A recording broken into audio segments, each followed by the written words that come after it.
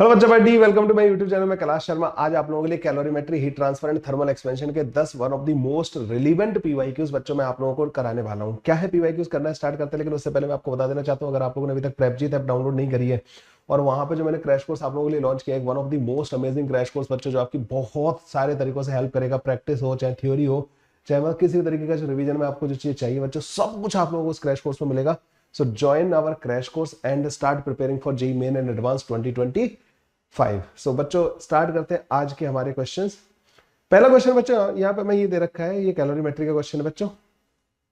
So an unknown metal of the mass 192 gram is heated to a temperature of 100 degree Celsius was immersed into the brass calorimeter of 128 gram containing 240 gram of water at temperature 8.4 degree Celsius.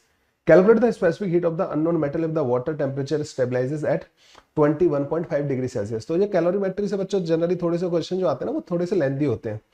तो यहाँ पे कह रहे हैं कि एक unknown metal है जिसका मास हमें दे रखा है 192 ग्राम के बराबर, ठीक है, और उसका टेम्परेचर बच्चों 100 डिग्री सेल्सियस के बराबर था। उसको आपने एक कैलोरी मीटर जिसका मास 128 ग्राम है और जो 240 ग्राम जो है वाटर कंटेन कर रहा है, और वाटर का जो टेम्परेचर था वो 88.4 डिग्री सेल्सियस था।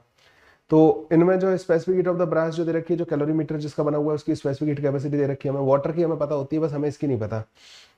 तो जनरली बच्चों जब इस तरीके की मिक्सिंग वाले जो क्वेश्चंस होते हैं उनमें हम क्या करते हैं कि जो हाई टेम्परेचर वाली बॉडी होती है वो हीट लूज करती है और लो टेम्परेचर वाली बॉडी हीट गेन करती है। बच्चों कैलोरीमीटर जो कंटेनर होता है ना, कई बार उसके बारे में अगर हमें इन्फॉर्मेशन दे रखी है तो हमें उसका भी टेम्परेचर वाटर के साथ साथ या जो भी उसमें चीजें जो भी मटेरियल है बच्चों, उसके साथ साथ हमें कंटेनर का भी टेम्परेचर जो है चेंज करना पड़ता है, ठीक है। तो यहाँ पर भी बच्चों कुछ ऐसा ही हो रहा है कि कैलोरीमीटर के बारे में हमें सारी इन्फॉर्मेशन दे रखी है।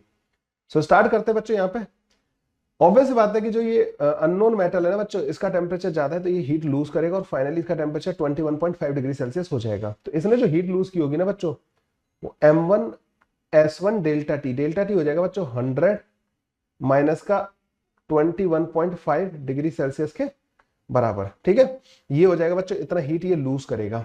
और ये हीट बच्चों कहाँ कहाँ जाएगी, वाटर का टेम्परेचर बढ़ाएगी। तो 240 ग्राम वाटर बच्चों, 240 इंटू यहाँ पे बच्चों सारी की सारी जो यूनिट वगैरह दे रखी है ना, वो जूल वगैरह में दे रखी है। तो वाटर का जो स्पेसिफिक हीट होता है वो 4.2 जूल पर ग्राम पर डिग्री सेल्सियस होता है, ठीक है। तो 240 ग्राम है तो 4.2 जूल पर ग्राम पर degree Celsius into delta T. Water का जो टेम्परेचर में जो चेंज आया बच्चों 8.4 डिग्री सेल्सियस से यहाँ तक पहुंच गया है, तो हो जाएगा 21.5 माइनस का 8.4, ठीक है। और साथ ही साथ जो कैलोरी मीटर है ना बच्चों, उसका मास भी हमें दे रखा है 128 ग्राम, तो इसने भी हीट ली होगी, इसका भी टेम्परेचर बढ़ा होगा 8.4 से यहाँ तक। तो M इंटू एस, इसका कैलोरी मीटर का हमें दे रखा है 394 इंटू डेल्टा टी। बच्चों डेल्टा टी आ जाएगा यहाँ पर हमारे पास 21.5 माइनस का 8.4 के बराबर। लो भाई, कैलकुलेटिव क्वेश्चन है बच्चों। यहाँ पे S1 की वैल्यू हम लोगों को कैलकुलेट करनी है। तो M1 की वैल्यू बच्चों 192, सारी वैल्यू ग्राम में रख रहा हूँ मैं। S1 बच्चों ऐसे रहने देना, यहाँ पे ये आ जाएगा करीब करीब, ये तो बड़ा गंदा गंदा जाएगा, तो ये 78.5 आ जाएगा बच्चों हमारे पास, ठीक है। This should be equal to, इधर आ जाओ तो 4 चौक 16, 4 5 20 नहीं, ठीक है।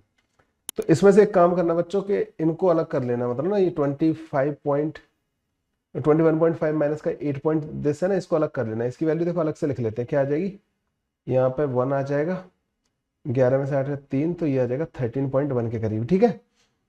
ओके, मुझे लग रहा है कि हमें अप्रोक्सीमेशन लेके ही चलना पड़ेगा यहाँ पे ना। इनको मल्टीप्लाई कर लो बच्चों यहाँ पे ना, इन दोनों को। क्या है, इसको मैं कुछ काट सकता हूँ, 4 3 12 4 2 8 32 आएगा, है ना, ठीक है। तो एक काम करते हैं बच्चों, जब आप इन दोनों को, इसको और इसको जब अलग अलग करोगे ना, तो इसमें से मैंने क्या लिखा था इसमें 32, तो 32 से इसका कोई लेना देना है, मतलब वेरी बैड कैलकुलेशन है इसमें। एक काम करता हूँ बच्चों, मैं 8 कॉमन ले लेता हूँ। 8 कॉमन ले लिया, तो यहाँ से 8 कॉमन लूंगा तो 8 एकम 8, 8 से 48, तो यहाँ 16 बचेगा, ठीक है, 16।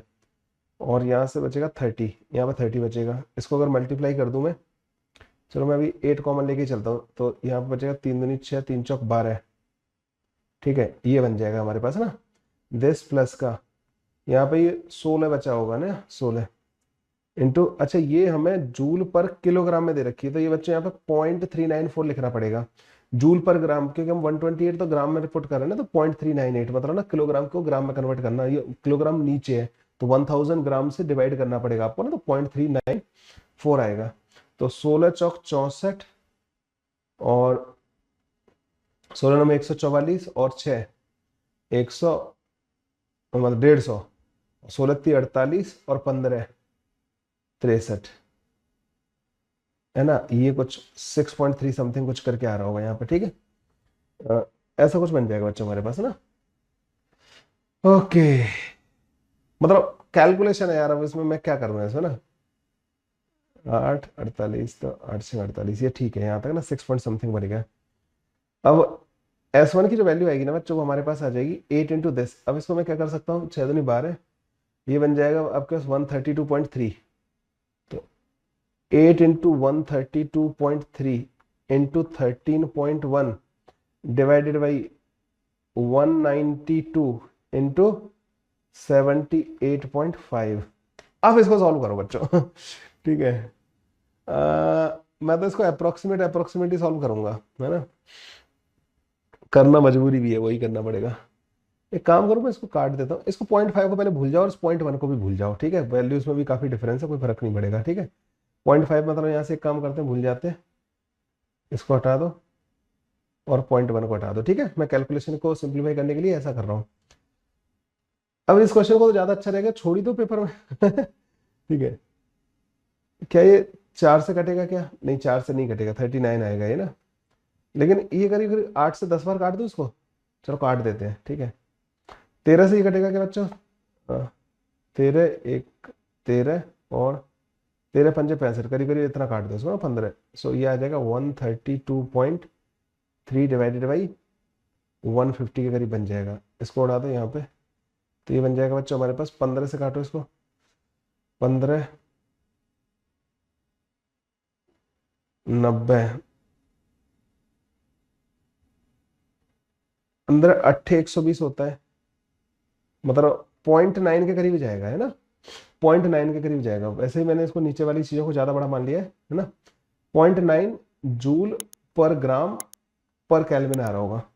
अब अगर इसको किलोग्राम में कन्वर्ट कर लो तो 900 जूल पर किलोग्राम पर डिग्री सेल्सियस या केल्विन आ जाएगा। तो 900 वाला ऑप्शन बच्चों मेरे को डी ऑप्शन दिख रहा है, मैं तो इसको टिक करके आगे बढ़ जाऊंगा। कैलकुलेशन बच्चों यही कर सकता हूं मैं ना, डी ऑप्शन ही इसका करेक्ट ऑप्शन है, ठीक है। ऑप्शन मैंने देख लिए थे कि काफी है, गैप है मतलब ना वहां पे, इसलिए मतलब मैंने इस वाले को 900 वाले को टिक करके आगे बढ़ जाऊंगा। समझ गए, कैलकुलेशन तो करनी पड़ेगी।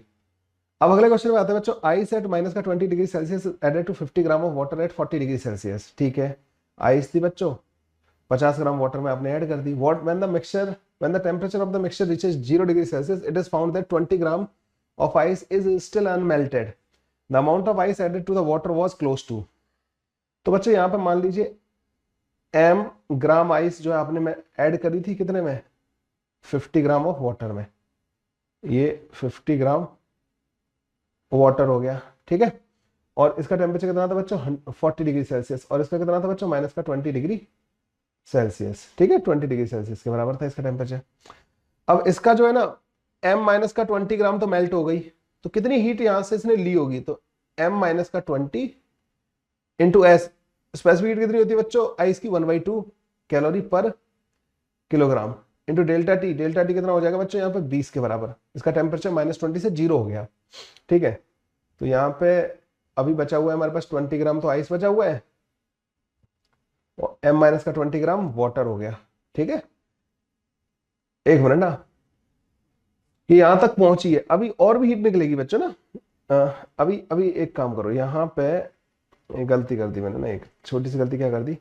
पहले तो पूरी आइस को आप जो है 0 डिग्री सेल्सियस पे लेके आओ, ठीक है। अभी आइस ही अभी मेल्ट नहीं कराई, ठीक है, ठीक है, 0 डिग्री सेल्सियस पे। अब उसके बाद मेल्ट करा दो, कितनी को? 20 ग्राम तो आइस बचनी चाहिए, m माइनस का 20 ग्राम वाटर बचना चाहिए, ठीक है।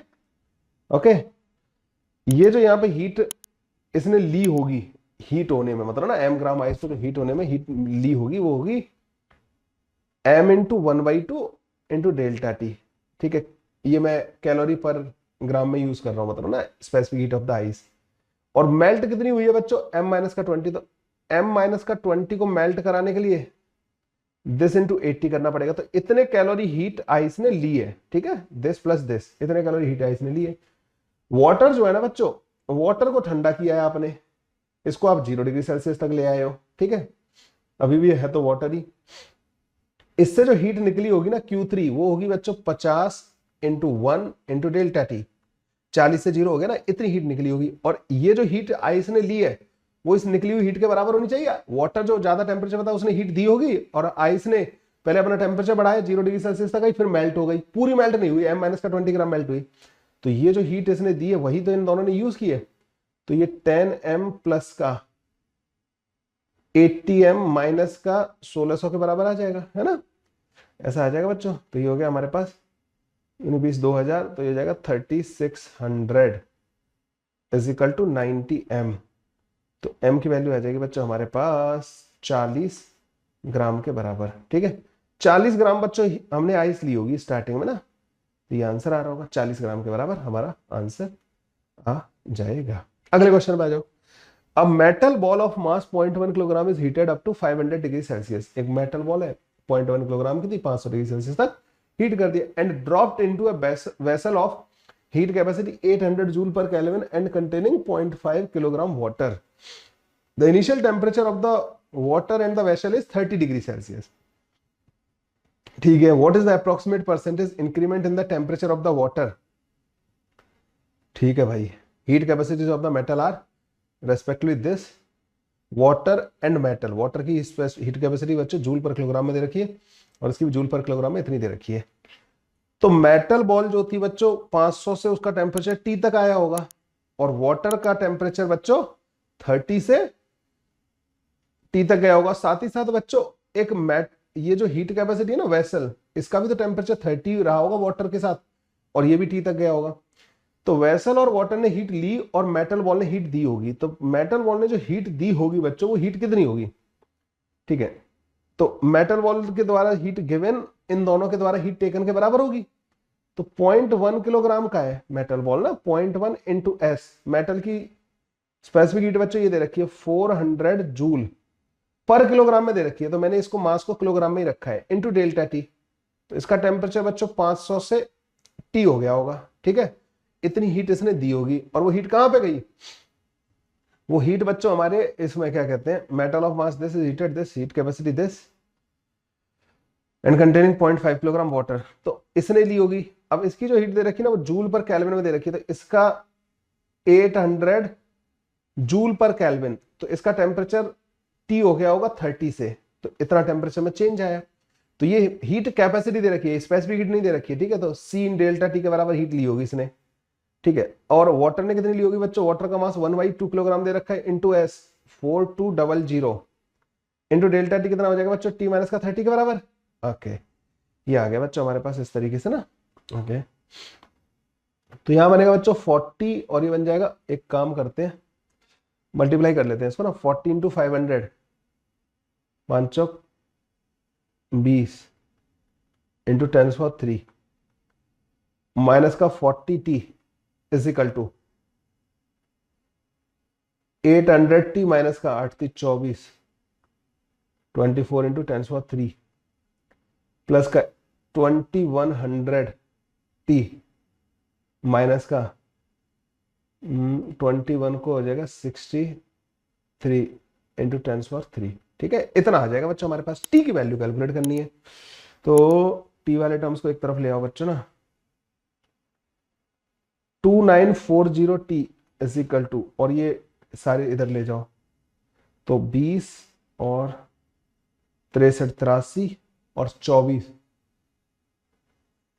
107 इंटू 10⁻³ के बराबर आ जाएगा। तो T की वैल्यू जो आ रही है ना बच्चों 107 इंटू 10⁻³ डिवाइडेड बाई 2940। वाह यार, इतनी गंदी गंदी कैलकुलेशन, क्या ही बताऊं मैं तुम्हें ना।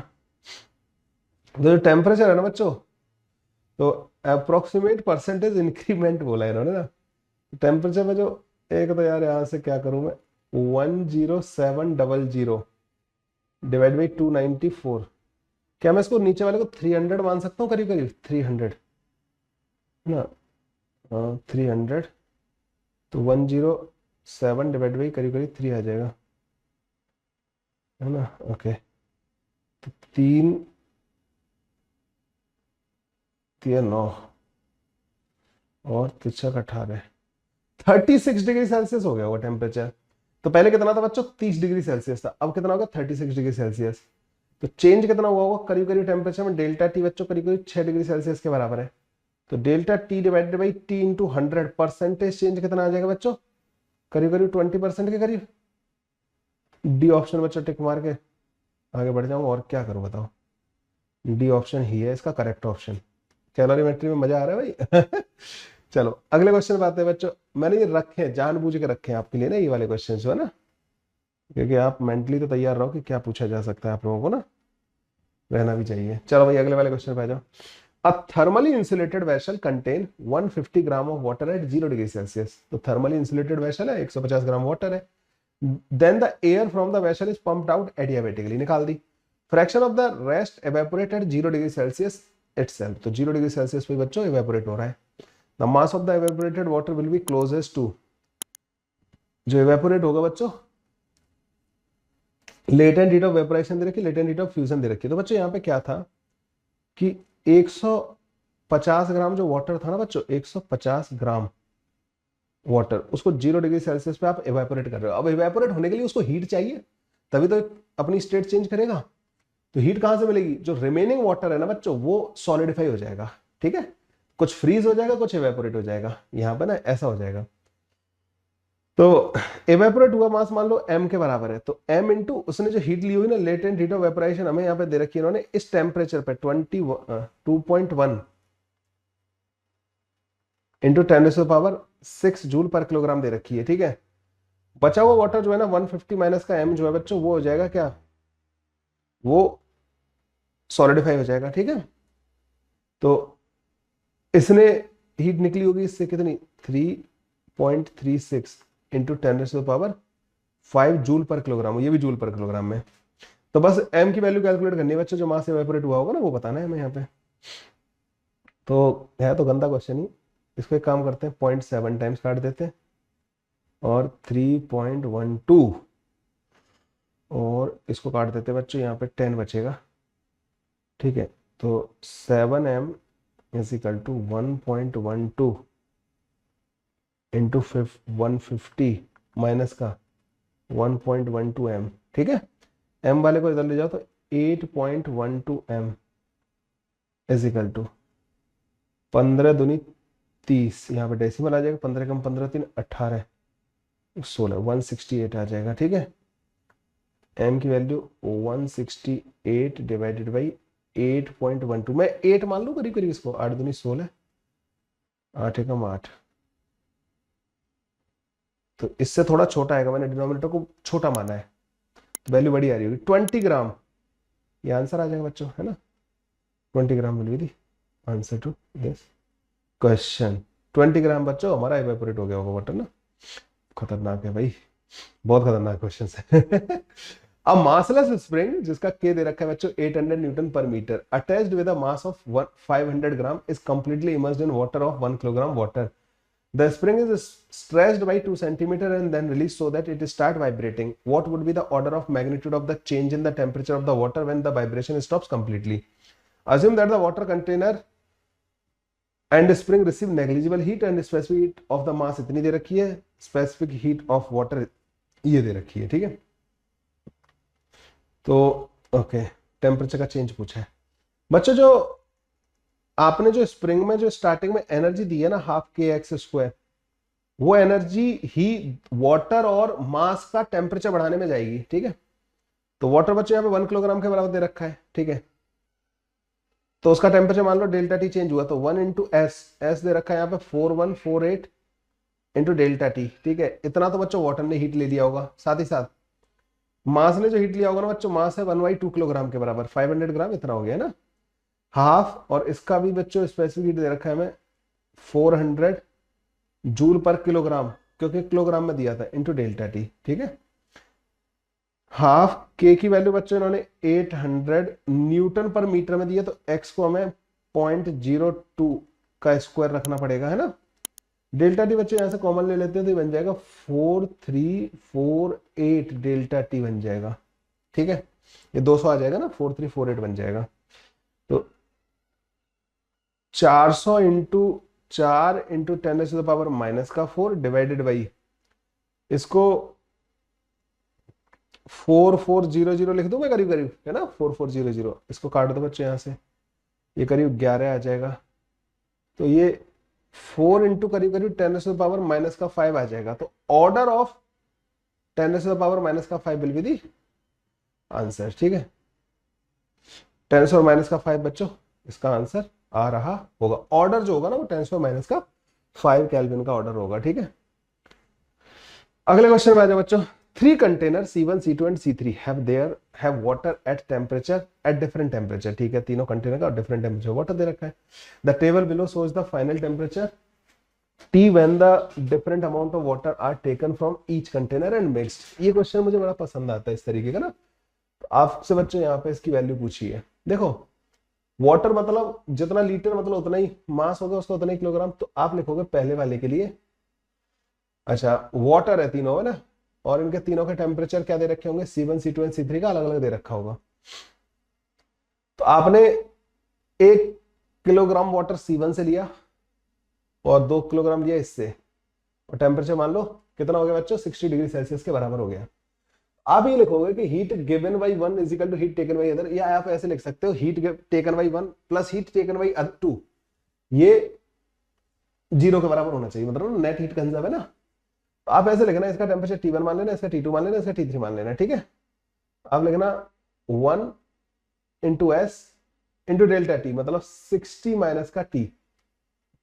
अब 60 माइनस का टी मतलब मैं इसको कह रहा हूं हीट टेकन बाई इट, मतलब मैं इसका टेम्परेचर ना T1 को 60 से छोटा मान रहा हूं, plus m into S into 60 minus का T2, और इसको 0 के बराबर कर दिया। मैंने कहा कि इसने जो हीट ली होगी, इसने अपना टेम्परेचर T1 से 60 किया होगा, दूसरे ने T2 से 60 किया होगा, दोनों ने जो हीट ली हो 0 के बराबर होनी चाहिए। मतलब अपने आप समझ में आ गया कि एक ने हीट ली होगी, एक ने हीट दी होगी, एक के लिए नेगेटिव होगा, अपने आप आ जाएगा।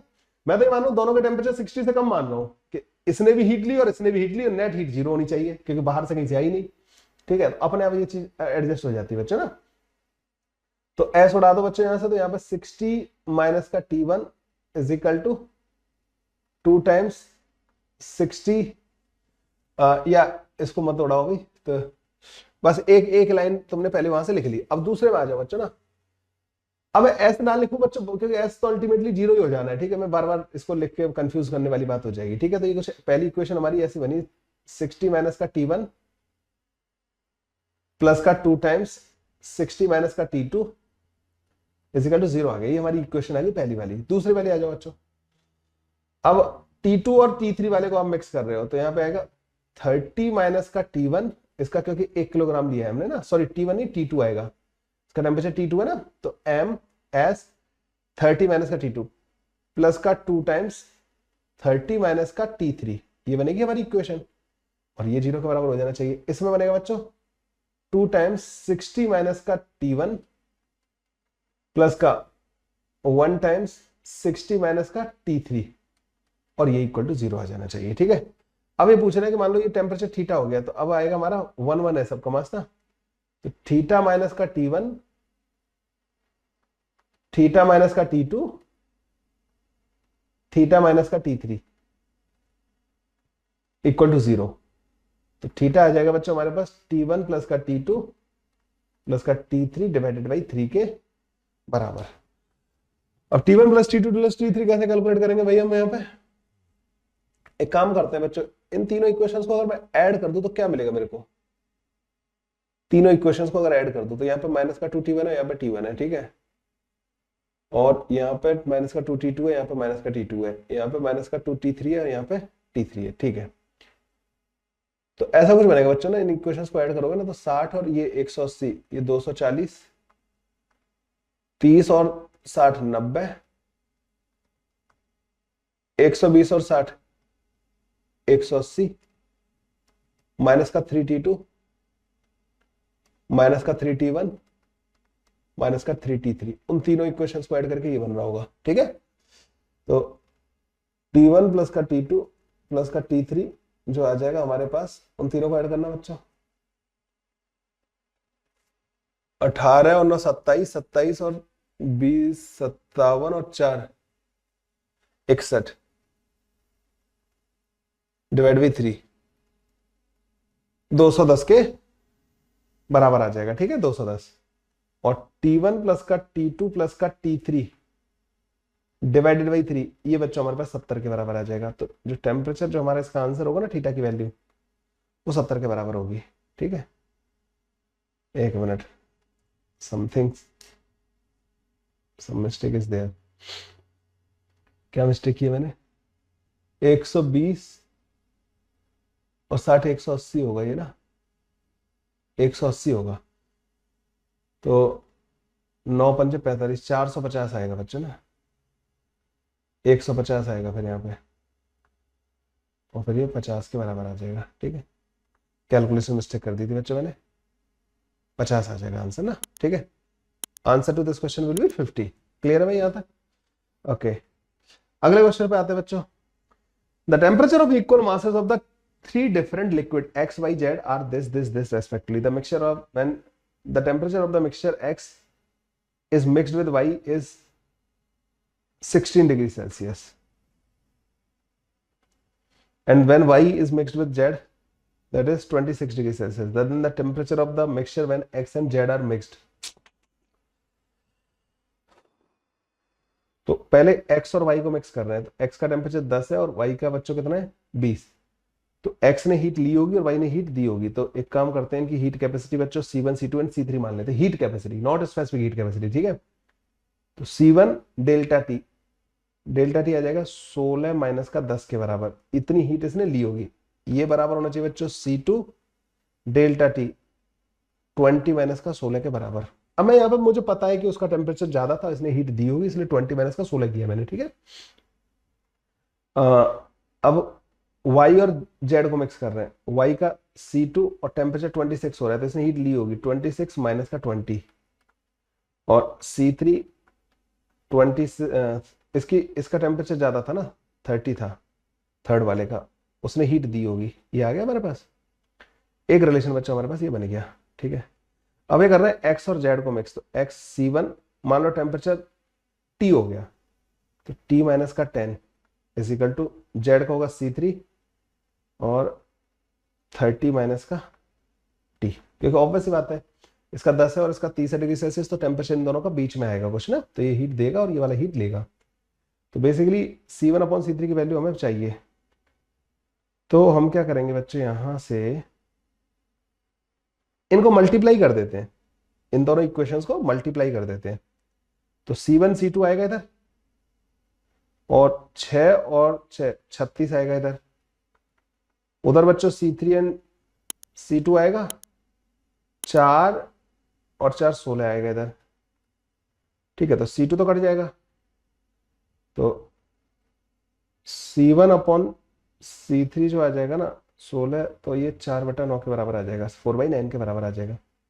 तो C1 अपॉन C3 जो यहाँ पे हमारे पास आ रहा है 30 माइनस का T divided by T minus का 10, ये 4/9 के बराबर आ जाएगा। 29 27 माइनस का 90, 40 माइनस का 40।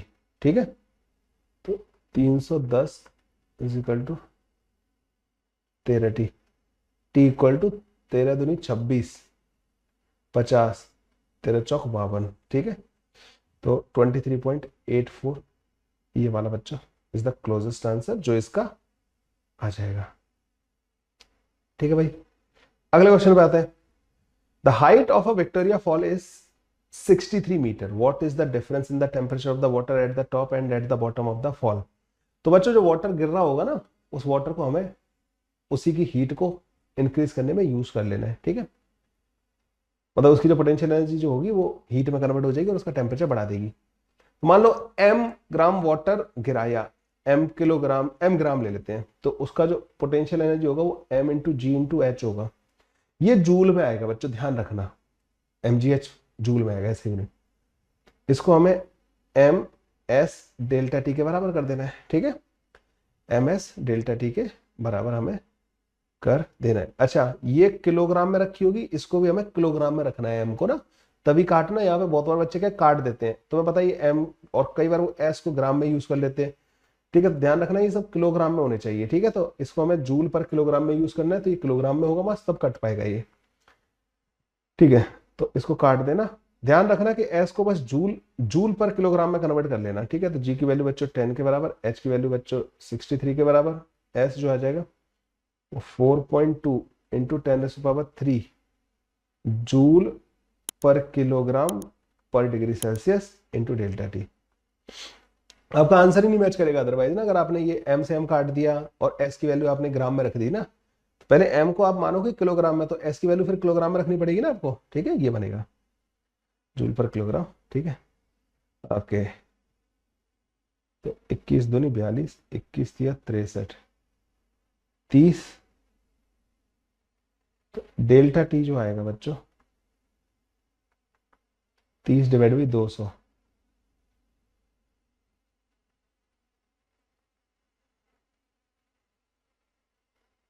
.3.15 डिग्री सेल्सियस आ रहा होगा, है ना। तो उन्होंने शायद जी की वैल्यू 9.8 यूज कर ली होगी, तो 0.15 मतलब ये आ रहा होगा हमारे पास ना, इतना टेम्परेचर में चेंज आ जाएगा, सी वाला ऑप्शन आ जाएगा। ठीक है, जी की वैल्यू 9.8 यूज कर ली होगी मेरे ख्याल से। ओके, चलिए बच्चों नेक्स्ट क्वेश्चन पे आते हैं। Two different metal bodies A and B of equal mass are heated at a uniform rate under the similar condition, the variation of the temperature of the body is graphically represented as shown in the figure, the ratio of the specific heat capacity पूछा है। एक काम करते हैं बच्चों, इस वाली का 3 सेकंड के अंदर जो हीट आई होगी ना, उससे इसका टेम्परेचर 120 डिग्री सेल्सियस हो गया जीरो से। तो पहली वाली के लिए लिखूंगा मैं, मान लो हीट जिस रेट से हीट आ रही है ना वो सी है, सी इंटू 3, इतनी हीट आई होगी 3 सेकंड के अंदर, मतलब पर सेकंड जो हीट आ रही है मैं उसको सी मान रहा हूँ। ठीक है, तो सी इंटू 3 टोटल हीट ही आई होगी। इसने इसका temperature m into s of A delta T, delta T कितना कर दिया 120 के बराबर कर दिया है। ठीक है, पहला ये बन गया।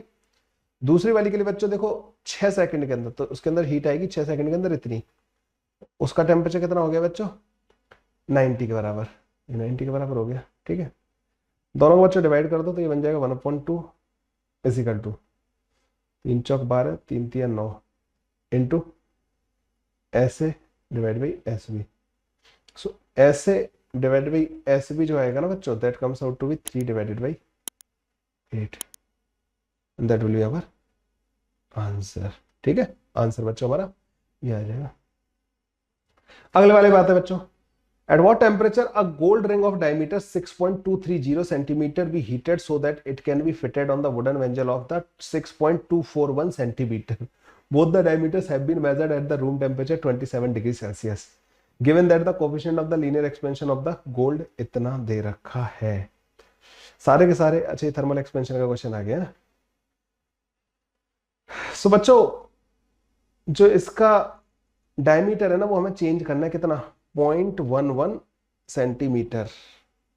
ठीक है, और हमें कितने टेम्परेचर अल्फा दे रखा है। आपको पता है बच्चों जो खाली जगह है ना उसका एक्सपेंशन भी सेम तरीके से होता है, तो डायमीटर का जो एक्सपेंशन का फॉर्मूला होगा ना बच्चों डेल्टा डी, वो डी अल्फा डेल्टा टी के बराबर होगा। ये होगा बच्चों डायमीटर का एक्सपेंशन का फॉर्मूला।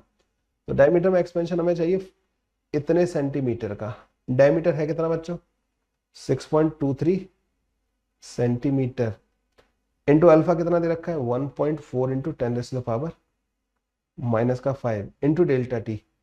अब डेल्टा टी पहले उसका टेम्परेचर 27 डिग्री सेल्सियस दे रखा था, तो टी माइनस का 27 डिग्री सेल्सियस, ये बनेगा बच्चों हमारे पास ना। ओके ओके, खतरनाक। तो 11 डिवाइडेड बाई 11 इंटू 10⁻5 कर देना, 623 इंटू 1.4, सॉरी अब 1.4 नहीं आएगा 14 प्लस का 27 इजिकल टू टी, हमें ये कैलकुलेट करना है। ठीक है, प्लस का 27 इजिकल टू दिस। अब क्या करूं मैं, इसको ऐसे लिख दूं बच्चों 1100 डिवाइडेड बाई इंटू 10⁻3 तो रहने देना अभी, इसको लिख दो 620 और इसको लिख दो बच्चों 15। ठीक है, कोशिश कर रहे हैं बच्चों ना, चलो इसको तो 14 ही रहने दो, कोई फर्क नहीं पड़ेगा। इससे इसको काट दो, काटना तो पूरा ही पड़ेगा इसको, 14 कम, पहले 62 से काटते हैं, 1। यहाँ बचेगा बच्चों आपके पास 48, 480, तो 48 कुछ 18 टाइम्स कट जाएगा, 1.8 करीब करीब ना। अच्छा यहाँ प्लस का 27 डिग्री सेल्सियस और है, डिवाइड बाई 14 इंटू 10⁻³ प्लस का 27, करीब करीब मतलब इससे थोड़ा छोटा बनेगा, और एक मतलब पर मुझे लग रहा है थोड़ा एक्यूरेट ही काटना चाहिए मुझे ना इसको, क्या करूँ मैं, है ना। तो 7 बार काटते, 7 दूनी 14, 7 6 42 और 1 43, ठीक है। तो यहाँ बनेगा बच्चों 460, फिर 7 बार कटेगा 434, तो बनेगा 2 लेकिन 0, 5 बार कट जाएगा, ठीक है। दिस डिवाइड बाई 14 प्लस का 20। अच्छा एक काम करना, यहाँ पर 10⁻³ जो आ रहा था ना, इस डेसिमल को उड़ा देना इसको, प्लस का 27, 14 एकम 14, 14 दूनी 28, 9,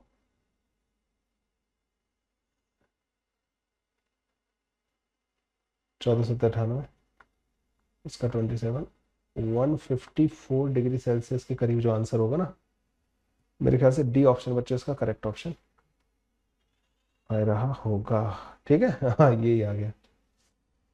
कैसे लगे बच्चों 10 क्वेश्चंस? बहुत ही अमेजिंग थे, मैंने सॉल्व किया ना, मुझे पता है कितने खतरनाक क्वेश्चन है ये वाले, ठीक है। चलो बच्चों ऐसे और अमेजिंग क्वेश्चंस के साथ अगले वीडियो में मिलेंगे, तब तक के लिए bye bye, take care, thank you.